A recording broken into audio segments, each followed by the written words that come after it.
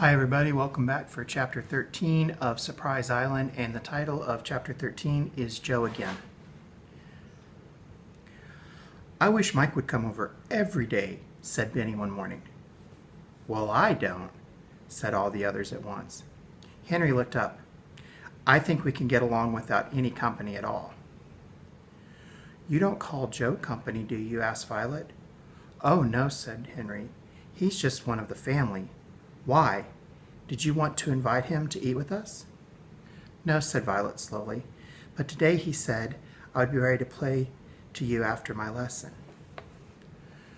"We'll have him stay to supper," said Jessie, and she looked at Henry.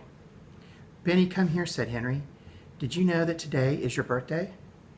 "No," said Benny, walking over to his brother. "Well, it is," Henry went on. "And now what do you want for a present? We will buy it for you." "Cream," said Benny. "Do you mean ice cream?" asked Henry. "No, I don't. I mean cream in a bottle like milk. A big bottle, not a little one." "That's a queer kind of present," said Violet. "You want to drink it?" asked Jessie.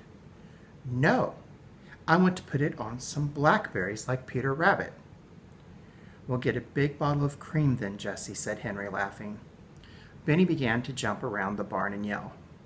"Benny," said Jessie, "Violet is going to bake you a birthday cake before she takes her lesson." "Is she?" asked Benny, giving a last yell. "I want to watch her make my cake." Violet got out her cooking things. She laid everything she needed out on the pie board. "We will put the candles around the cake," said Violet.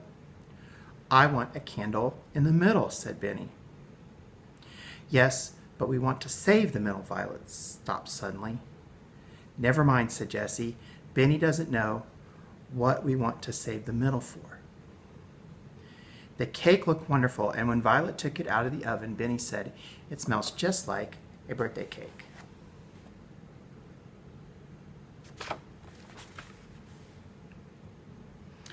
Before she put the frosting on, Violet put the cake on 2 plates to get cold. "Let's sit down," said Jessie, "and have a quick lunch of bread and milk. Then Henry can get the cream and candles, and Violet can take her lesson while I wash the dishes." "I'll wipe the dishes for you," said Benny. "Well, aren't you a good boy?" cried Jessie. "And on your birthday, too. You'll have a happy birthday, I'm sure." They were just finishing when Joe and Violet came in carrying their violins. "Violet is ready to play for you," said Joe. "Will everyone please sit down?" Jessie was excited as she sat down on one of the boxes between Henry and Benny. Violet did not seem to be either excited or afraid. It was the first time she had played for anyone besides Joe. She waited now, holding her violin, for her teacher to tell her where to stand. Joe took Violet to stand facing the door. He stood with his back to the wall where he could watch Violet. Then they began to play. Violet's part was a very easy part, but Joe's part was hard. It seemed to be only Violet's playing that the children heard.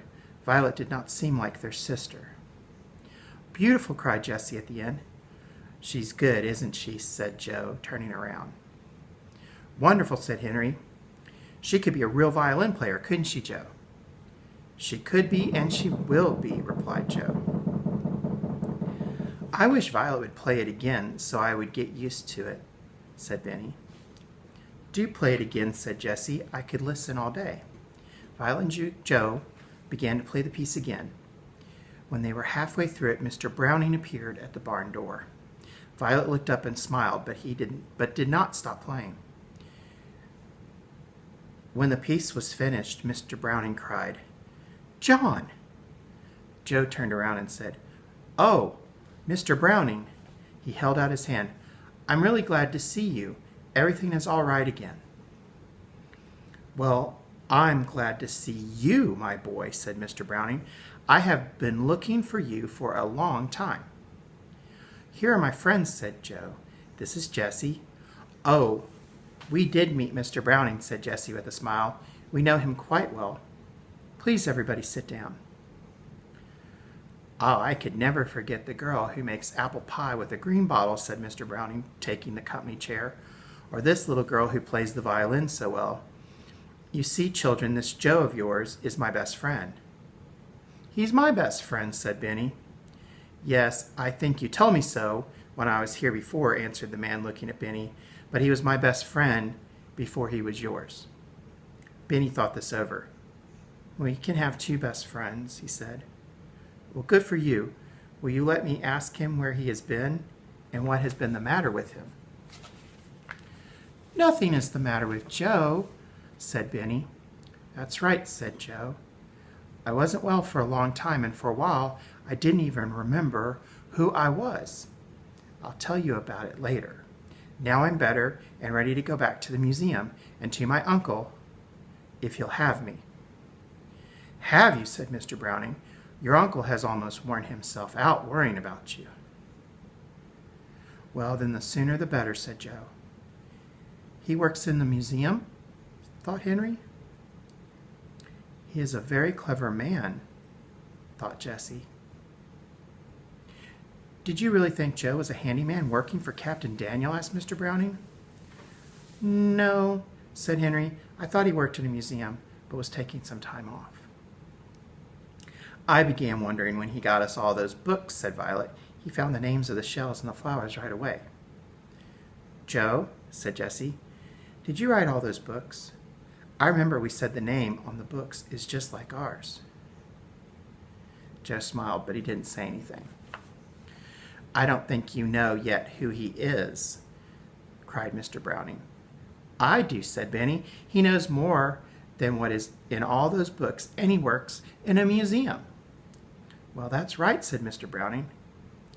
"He is the head of a museum. Do you think his name is Joseph Alden?" "Yes," said Benny, "I think that too." "Well, it is. It is John Joseph Alden," said Mr. Browning. "But you don't understand. Joe is your cousin." "What?" cried the children together.